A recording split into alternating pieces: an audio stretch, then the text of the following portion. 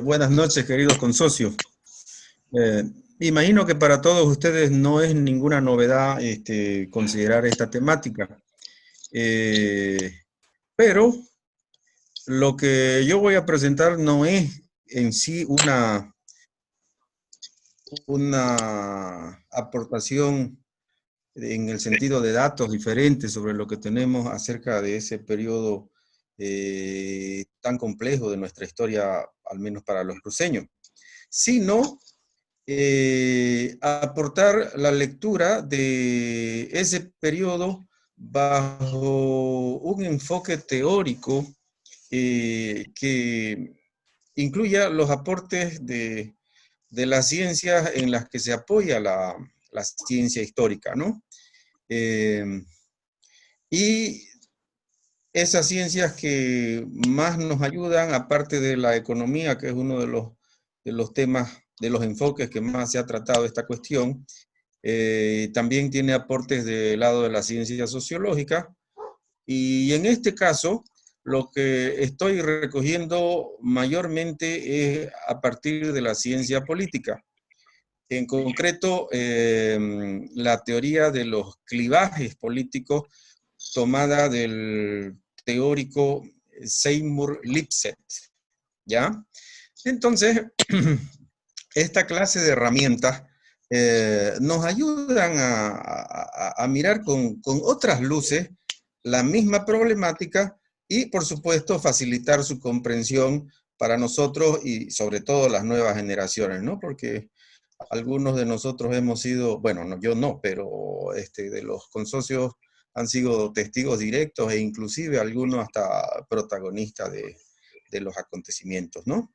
De hecho, parte de la información que he estado recogiendo estos últimos años acerca de los acontecimientos, se las debo eh, a socios, tantos vivos como difuntos, que he recogido no solo en las reuniones, en las conferencias formales que teníamos en la Sociedad de Estudios Geográficos Históricos, sino inclusive en unas charlas que se volvieron costumbre terminando las reuniones de algunos de los miembros que eran socios también del Club Social 24 de septiembre y a veces nos acompañábamos una yapita, digamos, de la reunión de una media hora y hasta una hora de conversación ya informal, ¿no? Información muy rica, por ejemplo, he recogido de parte de nuestro difunto consocio Guillermo Pinker Justiniano, ¿no? Otro que tenía también una conversación riquísima de estos tiempos era don Orlandito Araújo Aguilera, que como saben ustedes murió con 100 años de edad, y hasta casi lo último estaba totalmente lúcido y participaba y fue durante más de 20 años, ha sido el tesorero casi vitalicio, digamos, de la sociedad, ¿no? Un hombre muy recto, muy honrado, no solamente en las cuestiones materiales, sino sobre todo en estas cuestiones de dato histórico, ¿no? Así que, en realidad, como digo, no estoy trayendo en esta ponencia, en esta charla, se las voy a compartir el documento en texto más adelante, nuevos datos, sino simplemente, como dice el subtítulo, claves de interpretación, ¿no? Este es un tópico de la historia que es probablemente de los que más se ha repetido en los discursos de los dirigentes, ¿no? Por tanto, no hay cruceño ni mayor, ni de mediana edad, o inclusive jóvenes que no hayan escuchado o no se hayan interesado alguna vez por la cuestión del conflicto que tuvimos en los años 50, sobre todo el más recurrido, que es el de las regalías del 11%, ¿no? Así que planteo mi problemática de estudio a partir de esta pregunta. que construye nuestro objetivo. ¿Cuáles fueron las causas de la alta conflictividad que vivió la sociedad cruceña en la década de 1950? Punto de partida. Y cómo, digamos, como pregunta alterna, sería, ¿cómo se explica que a pesar de colocar el gobierno del MNR como foco de nuevas inversiones, nueva infraestructura, carretera, ferrocarriles y nuevo eje de desarrollo nacional, la región se enfrenta con el Estado Nacional, ¿no? Es una paradoja porque nunca antes en la historia cruceña la región recibe tanto, tanta inversión, tanta preocupación de parte del Estado central desde su propio proyecto de desarrollo y de gobierno, ¿no? Obviamente que se recogía, por supuesto, las sugerencias que 10 años antes había planteado la misión Bohan, conocida como Plan Bohan, ¿no?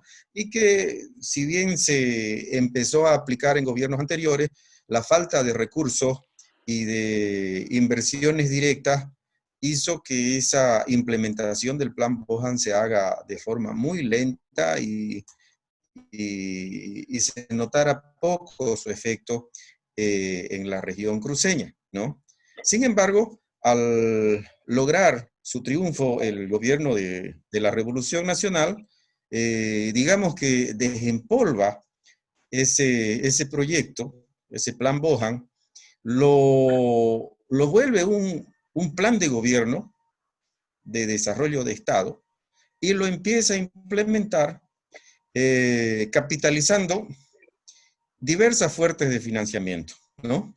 Por un lado, el, digamos, el apoyo norteamericano, que en el contexto de la Guerra Fría y del surgimiento de, de movimientos revolucionarios en diversas partes del mundo de tendencia socialista, hicieron que, a pesar de tener un gobierno republicano en ese entonces, Estados Unidos reactive su alianza con el gobierno boliviano, ¿no?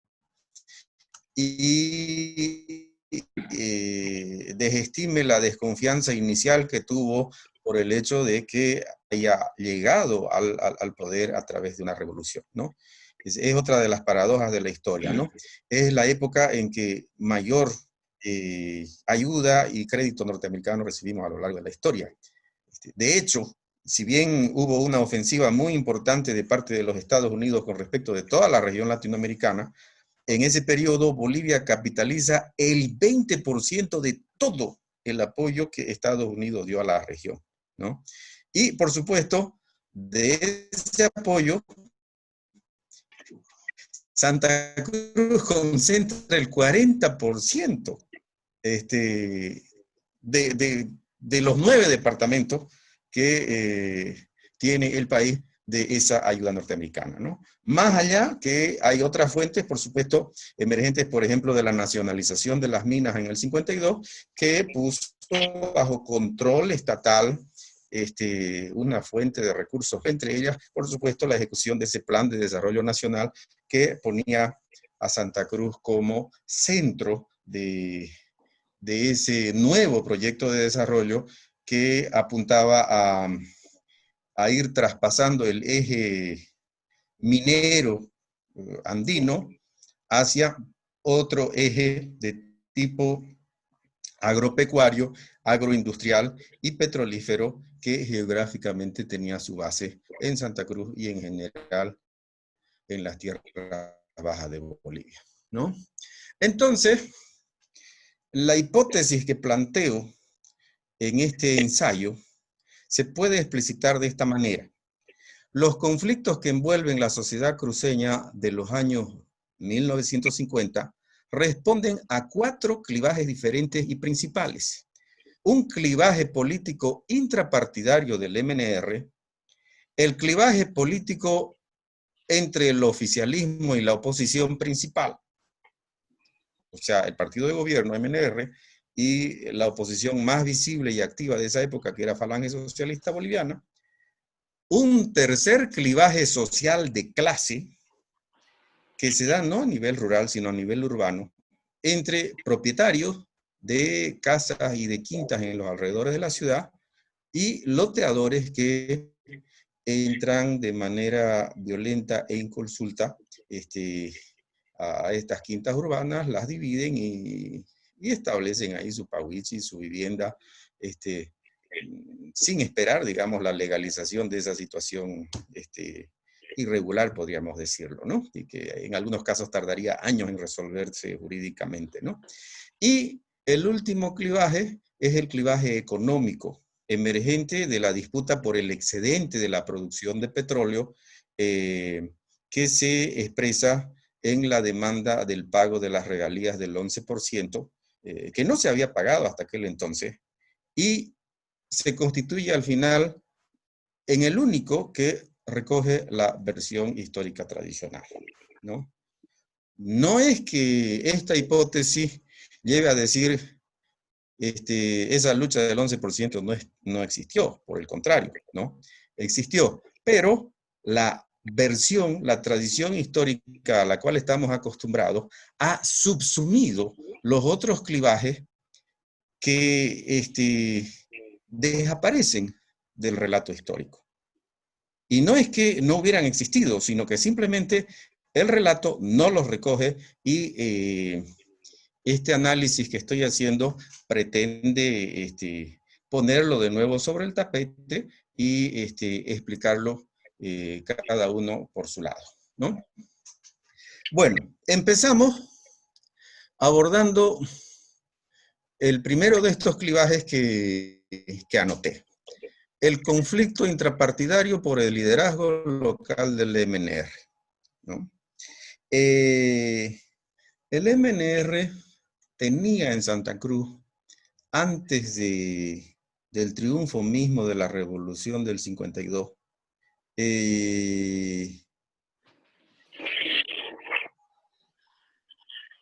un apoyo incuestionable, ¿no?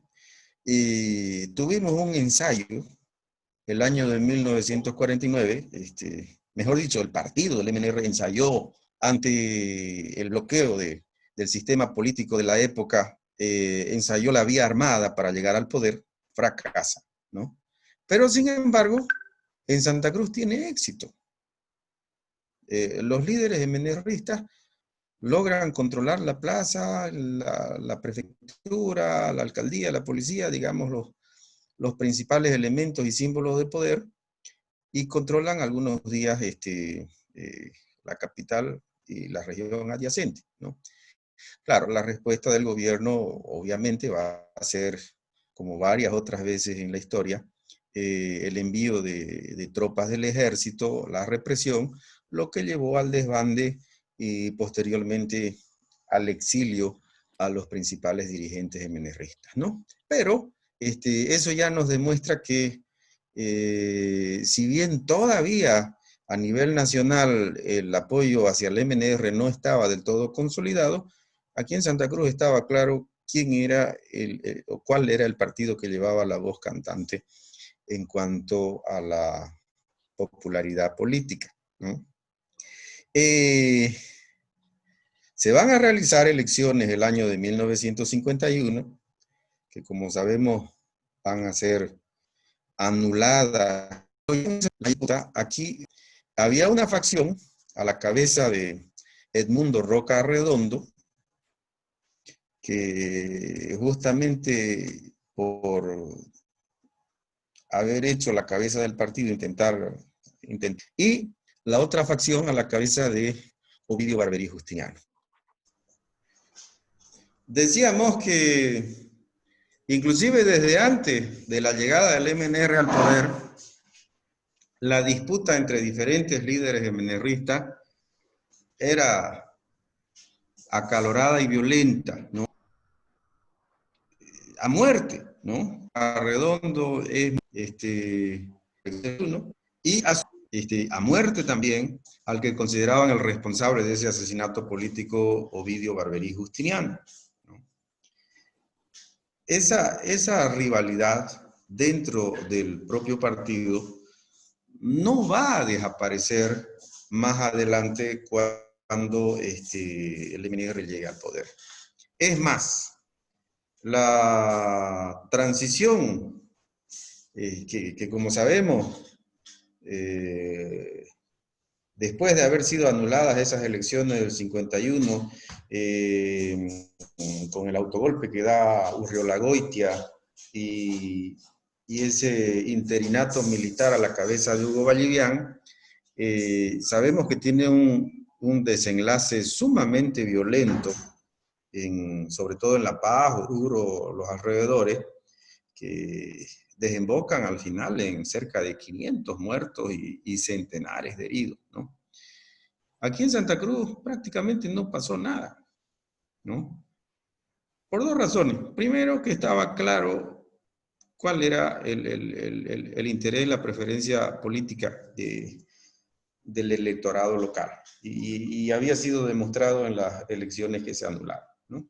Y segundo, porque en ese momento todavía la política local cruceña no era gravitante a nivel nacional. Por tanto, las cosas se definían todavía en La Paz, ¿no? Para bien o para mal, por un lado o por el otro, ¿no? Sin embargo, eso no significa que esa disputa intrapartidaria se haya apagado con el triunfo del MNR, ¿no? Eh, por un lado, el propio partido a nivel nacional, si bien logra una unidad entre distintas fuerzas,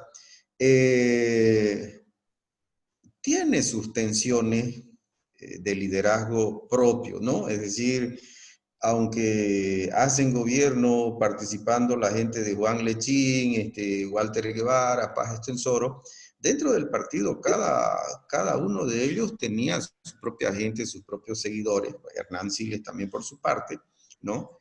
Que más adelante van a acabar en la división del partido, ¿no? Y como saben ustedes, se apartan, en el 57, por ejemplo, Juan Lechín rompe con Hernán Siles, y acá en Santa Cruz, por supuesto, cada uno de esos líderes tiene sus propios seguidores que continúan disputando el comando regional, el comando departamental del MNR, ¿no?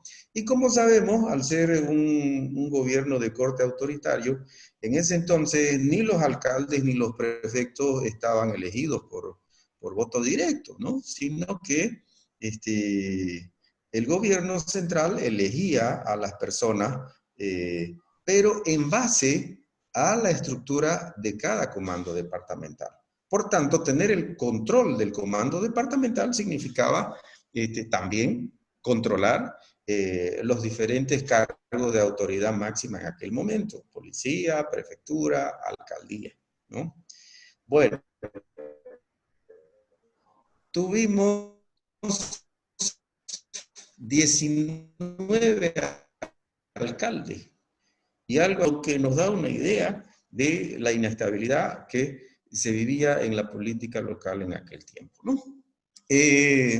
Bueno, más allá de eso, se va a perfilar, perdón, no lo, se va a perfilar con más claridad dos liderazgos acá en Santa Cruz.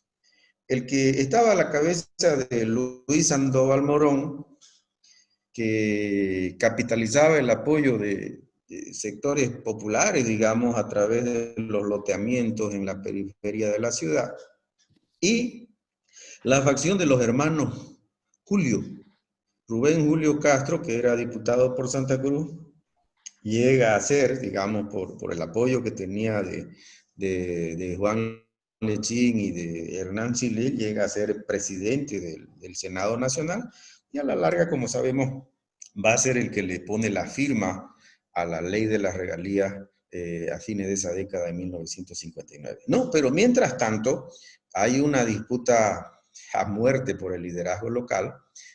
Ya difuntos Barberí y Roca Redondo, entonces, en este caso, los líderes visibles va a ser la facción de Rubén Julio Castro y de los hermanos Sandoval Morón, a la cabeza de Luis Sandoval Morón, ¿no? Calle por calle se va a realizar esa disputa, que va a ser más notable inclusive que otras disputas, ¿no? Porque cada uno tenía sus militantes, sus seguidores que andaban armados, ¿no?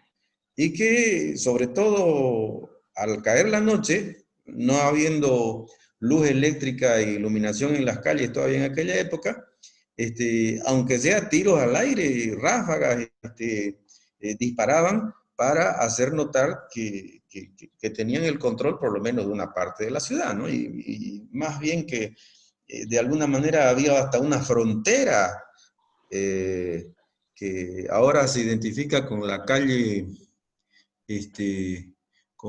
Guarne y la Republiqueta, ¿no? Entonces, a un lado estaban los moronistas, como se les decía, y al otro lado estaban los julistas. Y era peligroso para cualquiera de ellos cruzar esa frontera sabiendo que cada uno tenía su control de esa parte de la ciudad, ¿no? Entonces, eso por supuesto que generaba una zozobra y una incertidumbre cotidianas a lo largo de bastante tiempo, ¿no? Que contrastaba, por supuesto, con otras épocas que la ciudad era una ciudad tranquila, segura, sin mayores sobresaltos, ¿no? Entonces, imaginemos que no llega ni al segundo anillo cualquier ráfaga, cualquier tiroteo, obviamente que en toda la ciudad se va a sentir, ¿no? Imagínense lo que sentían nuestros padres, nuestros abuelos en aquel tiempo, escuchando cada 2 por 3 tiros para aquí, tiros para allá. Obviamente que quién le va a quedar ganas de salir a la calle a darse su vuelta, a tomar el aire fresco de la noche, etcétera. La gente vivía en la incertidumbre y en la zozobra a causa de estas disputas, ¿no? Bueno, hay otro conflicto que es de alcance nacional, ¿no? Pero que tiene un reflejo local bastante importante. Es el conflicto político entre el partido de gobierno, el MNR, y la oposición, que en ese momento está representada principalmente por Falange Socialista Boliviana, ¿no? El gobierno del MNR, una vez llegado al poder, como decíamos, aplica el plan de desarrollo emergente del plan Bohan y vuelca el grueso de sus esfuerzos de inversión y desarrollo hacia el oriente en sus primeros meses de gestión. Finalmente va a ser aprobado por el Congreso y se va a implementar el llamado Plan Inmediato de la Política Económica del Gobierno de la Revolución Nacional. Lo coordina en ese entonces el ministro de Planeamiento, Walter Guevara Arce, en 1955. En realidad esto era la aplicación de lo que ya se venía haciendo, pero ya con números, con presupuesto, con objetivos concretos, ¿no? Por tanto, esos primeros meses, digamos, de gobierno del MNR, va a ser una especie de idilio, ¿no? Donde finalmente Santa Cruz va encontrando su lugar en la construcción de la estatalidad boliviana, ¿no? Se inauguran las carreteras de Santa Cruz-Cochabamba, o sea, el año 54, el ferrocarril Corumbá-Santa Cruz, el año 56, tenemos comunicación internacional rápida, segura, barata, y poco más tarde, el año 58, 59, se va a inaugurar también el ferrocarril Yacuiba-Santa Cruz, que nos conecta a través de los ferrocarriles argentinos directamente con el puerto de Rosario y el puerto de Buenos Aires, ¿no? En aquella ocasión inclusive llega por primera vez en una visita oficial un presidente de la República para inaugurar ese tren, el presidente argentino viene a participar en pleno conflicto, ¿no? Tiene que hacer la sociedad cruceña una especie de comper, digamos, para no hacer peligrar, digamos, la presencia de este dignatario internacional, ¿no? Pero, sin embargo, pasados los primeros meses de idilio, empieza a hacerse visible una crisis económica, ¿no? Emergente, en primer lugar, los pagos de indemnización por la nacionalización de las minas, que claro, se tiene que liquidar a cerca de 20.000 obreros de las 3 grandes minas nacionalizadas, empresas, mejor dicho. Y más adelante, por presión norteamericana, también la indemnización a los propietarios de estas empresas que fueron nacionalizadas, ¿no? Porque esa nacionalización, como sabemos, acabó siendo una expropiación. O sea, los bolivianos pagamos por el control de esas empresas mineras, ¿no? Entonces, obviamente que se hizo un hueco en el tesoro de la nación muy grande, que que genera, digamos, un proceso inflacionario de devaluación, de crisis económica, que empiezan a sentirlo, sobre todo las clases medias que dependían de un sueldo fijo, ¿no? Por otro lado, también se experimenta algo que no se había sentido antes, una escasez alimentaria que viene en parte provocada por los desajustes que se generan tras la reforma agraria, ¿no? La reforma agraria, por supuesto, tiene un impacto social positivo para las mayorías que venían sometidas a régimen de prácticamente servidumbre, pero rompe la estructura del mercado que era administrado por los hacendados, ¿no? Entonces hay un déficit en la producción de alimentos que golpea sobre todo a las clases medias urbanas, que eran empleados, funcionarios y dependientes de un salario fijo en general, ¿no? Porque el poder adquisitivo pierde valor, digamos, los sueldos. Además que están obligados a tener los cuadernos de cupo y por tanto, ni teniendo el dinero suficiente se pueden adquirir los productos de primera necesidad en la cantidad que uno quiere, ¿no? Y eso, claro, genera descontento en contra del gobierno que va a ser capitalizado por Falange Socialista Boliviana, que hasta ese momento no tenía gran apoyo popular, ¿no? Pero a raíz de esta crisis se va a aglutinar en torno a este partido y sobre todo el liderazgo de su fundador, carismático, Óscar Únzaga de la Vega, que además, digamos, tiene una capacidad de convocar y de mantener sostenidamente eh, entonces, ese descontento viene digamos, a agrupar aparte de la población que inicialmente apoyó al partido de gobierno y se aglutina en torno a Falange Socialista Boliviana, habida cuenta que los otros partidos prácticamente habían sido, digamos, nebulosa frente a la fuerza con que entra a gobernar el MNR, ¿no? Inclusive sufrieron desbandes, ¿no? Del POR pasaron al MNR, del PIR se pasaron al MNR, pero el partido que mantiene una identidad política decididamente opositora va a ser Óscar Únzaga de la Vega, ¿no? El Falange Socialista con Óscar Únzaga de la Vega, ¿no? Este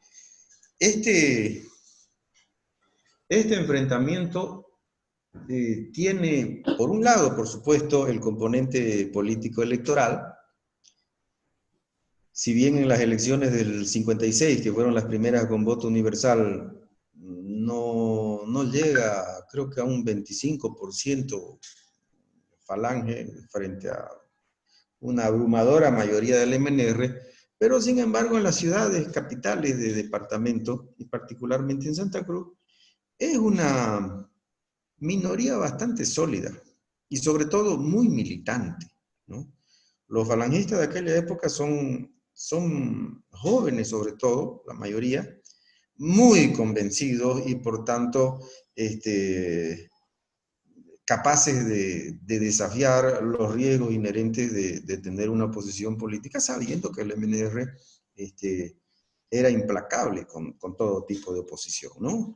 En términos de persecución, de cárcel, tortura, campos de concentración, bueno, todo eso que ya sabemos y constantemente se ha repetido por la historia, tuvieron que sufrir aquellos que abiertamente tomaban el partido por Falange.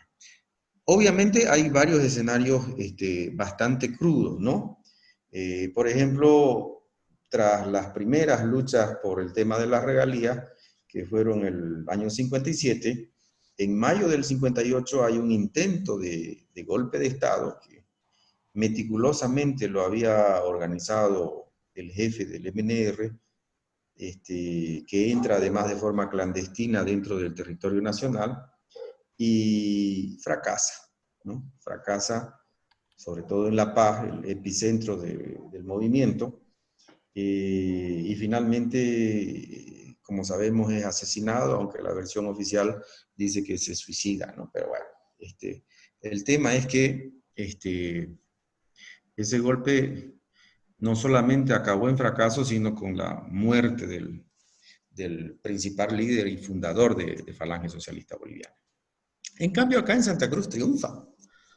Y los militantes falangistas, a pesar de, del poder de fuego que tenían los milicianos del MNR, logran controlar la plaza, la prefectura, la alcaldía, etcétera, por unas cuantas horas, ¿no? Pero se imponen, ¿no? Ahora, claro, la respuesta de parte del gobierno y del partido no se deja esperar, ¿no? Entonces, los milicianos MNRistas que estaban inicialmente arrinconados reciben el apoyo, como sabemos, de centenares de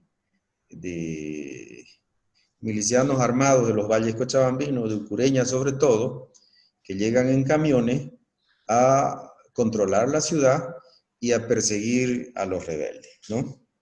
El momento más luctuoso acá en Santa Cruz va a ser sin duda la masacre de Terevinto, ¿no? Donde sabemos que 4 jóvenes activos militantes falangistas mueren masacrados de una forma muy cruel e inhumana después de haber sido alcanzados en esa zona rural donde pretendían esconderse hasta que pase el calor del conflicto, ¿no? Más otros 2 pobladores locales que por haberles dado su apoyo también caen víctimas de esa violencia, ¿no? No va a acabar ahí eso, ¿no? Porque a raíz de eso se rompe la negociación que el Comité Pro Santa Cruz había iniciado, y el doctor Melchor Pinto es enviado al exilio por 55 días. Y el mismo año, en octubre, nuevamente Falange vuelve a intentar otro golpe de Estado, que fracasa nuevamente y 21 de sus militantes son exiliados a la Argentina, ¿no? Entonces, obviamente que fue un componente muy, muy poderoso de esa conflictividad de la época, porque obviamente el MNR se trataba de consolidar y afirmar en su poder, mientras que Falange una y otra vez y por diversas vías intentaba derrocar y llegar al poder a su vez, utilizando todo tipo de recursos. Por supuesto, también la lucha armada y la violencia que tuvo esos luctuosos resultados, ¿no? De varios militantes muertos, otros perseguidos, torturados, encarcelados y enviados a campos de concentración en Curaguara, en Uncilla y hasta en Chonchocoro, donde ahora es la cárcel de seguridad en el Alto, ¿no? El cuarto clivaje, siguiendo la teoría de Lipset, es un clivaje social. Pero en el caso cruceño no es como lo fue el conflicto por la tierra en el ámbito andino, que fue un conflicto por la tierra rural. El clivaje acá en Santa Cruz era por el espacio urbano.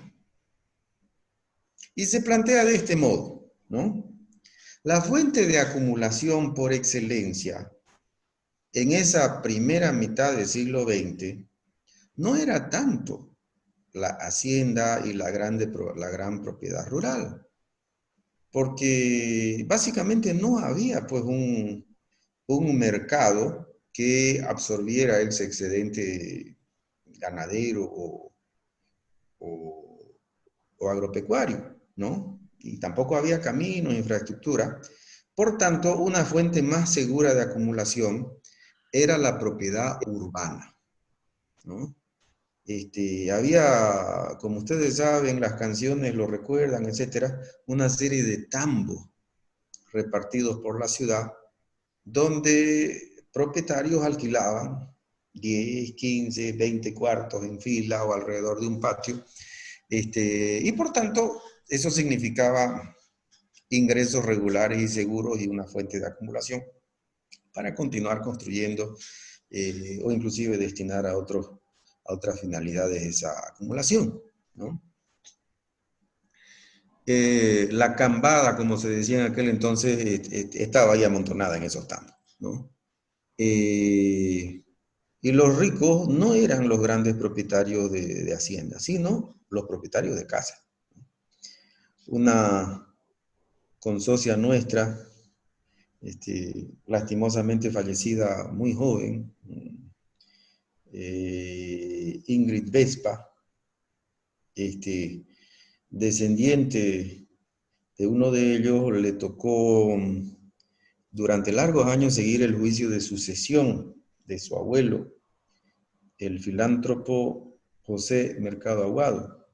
Y ella, que era familiar, trabajando en la investigación de esa sucesión, llega a sumar 60 inmuebles urbanos registrados a su nombre, en una ciudad que en aquel entonces apenas llegaba a los 40.000 habitantes, ¿no? Eso nos da una idea de las contradicciones que había. Mientras una mayoría de la población, sobre todo artesanado, urbano, obreros, jornaleros, qué sé yo, ¿no?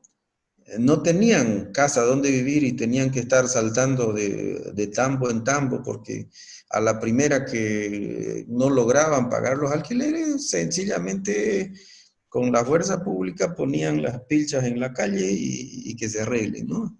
Y otra vez a peregrinar en busca de algún cuartito para arrinconarse y continuar viviendo bajo techo en esas condiciones, ¿no? Bueno, Luis Sandoval Morón, uno de los dirigentes de MNRista, justamente capitaliza ese descontento social de los pobladores sin casa, ¿no? Y empieza la tarea de lotear las quintas que rodeaban el centro de la ciudad, que eran espacios, digamos, de recreación, no eran propiamente tierra dedicada a la producción, digamos, a escala, sino simplemente eran espacios donde las familias principales de la ciudad acostumbraban a retirarse los fines de semana, las vacaciones, disfrutar del campo, de leche fresca, de su locrito de gallina criolla, se criaban en las quintas, lotearlas y repartirlas, ¿no? En sus memorias, que han sido publicadas recientemente de Luis Sandoval Morón, él afirma que llegó a repartir durante todo ese periodo 50.000 lotes urbanos para los pobres de Santa Cruz, en distintos momentos, ¿no? A lo largo de varios años.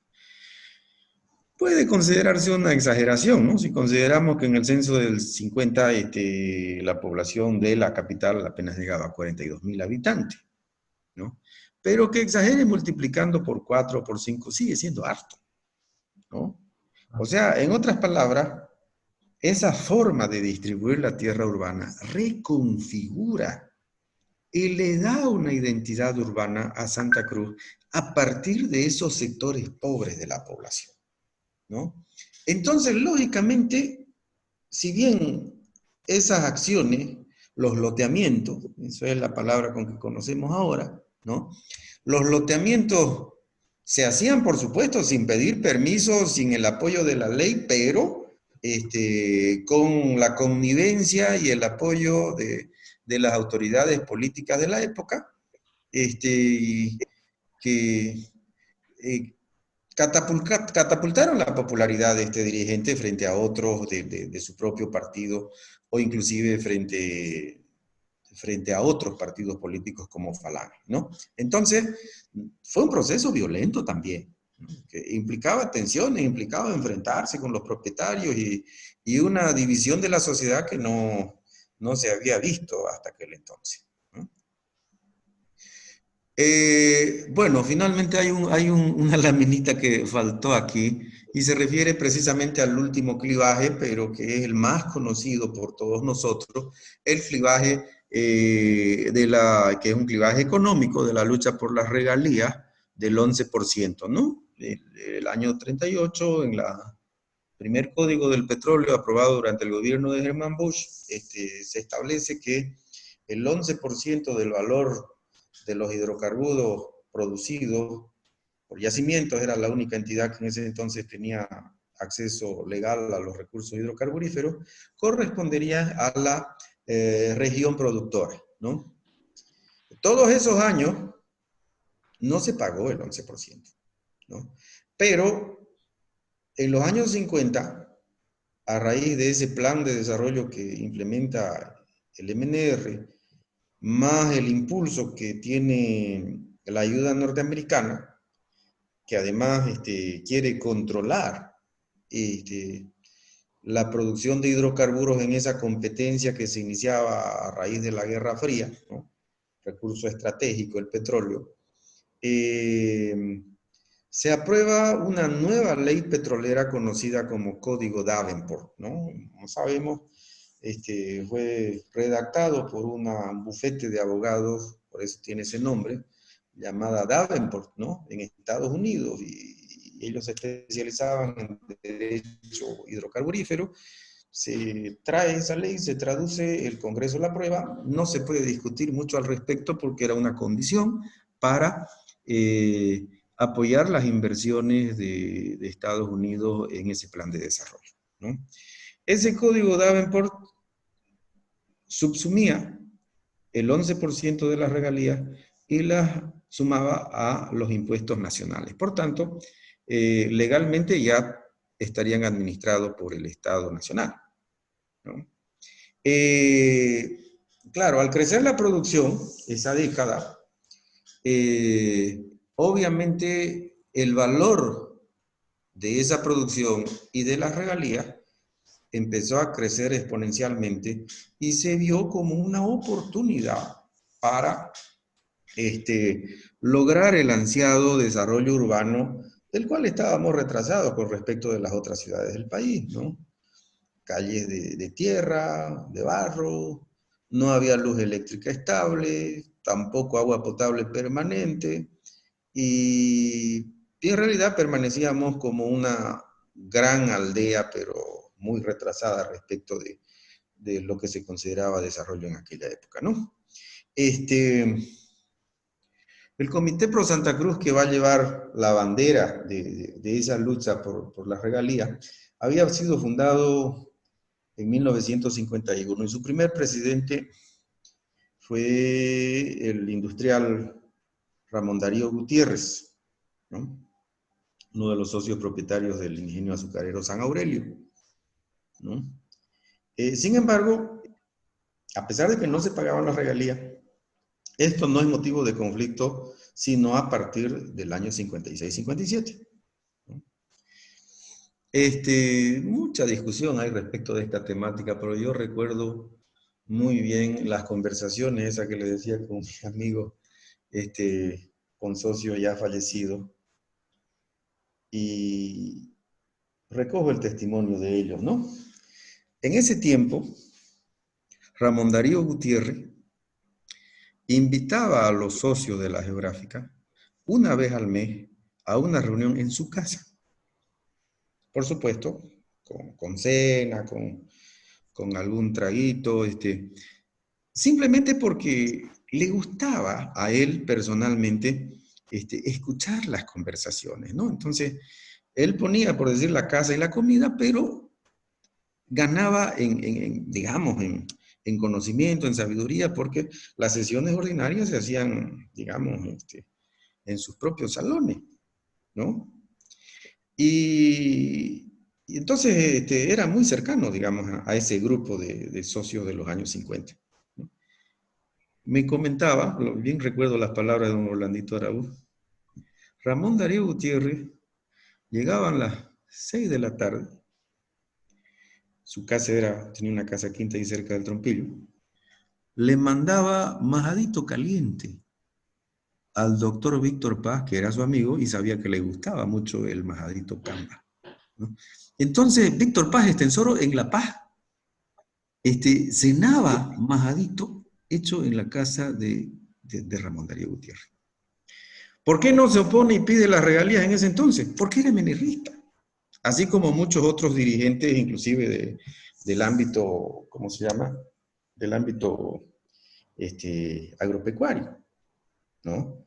Pero se van profundizando las otras contradicciones que hemos estado mencionando y ya la demanda crece y el comité que se reorganiza y elige a Melchor Pinto Parada, que había sido militante del Partido Liberal y había sido ministro de Educación en los años 47, 48 y más adelante inclusive senador de la República, deja de lado esa militancia porque ya prácticamente el Partido Liberal había dejado de existir y se pone a la cabeza del comité, lo eligen y él lideriza esa lucha que tanto recordamos en la actualidad, ¿no? Por supuesto, le cuesta caro, ¿no? 2 exilios, el segundo de ellos, 5 años, ¿no? El primero, 55 días, pero después del segundo golpe que da Falange, ya no va a volver en 5 años. Y ya cuando vuelve, las regalías ya están corriendo, ¿no? Ya se ha empezado a invertir en calles, en electrificación, en fin. Eso que ahora, después de más de 50 años, nosotros podemos disfrutar, ¿no? Bueno, concluyendo, fuera de duda, la década de los años 50 del siglo XX pasado es uno de los periodos más conflictivos de la historia regional en relación con la historia nacional. El aporte de este ensayo no es un nuevo dato, sino un nuevo enfoque teórico. Cientista político llamado Seymour Lipset, ¿no? Que es la teoría de los clivajes, ¿no? Y nos aporta para comprender la problemática histórica en cuestión, ¿no? Si bien lo que la tradición y el discurso histórico ha relevado, por supuesto, ha sido la lucha por las regalías del 11% entre la región a la cabeza del Comité Pro Santa Cruz y el gobierno del MNR, por detrás existieron otros clivajes de conflicto, no menos importantes, pero con el tiempo y la repetición de los conflictos como que han ido perdiendo relieve y han desaparecido del relato histórico, ¿no? Entonces, es un salto de honestidad en esa investigación histórica que volvamos a poner sobre el tapete esas otras contradicciones que estaban vigentes en la composición social y política cruceña de la época. Ese sería mi aporte.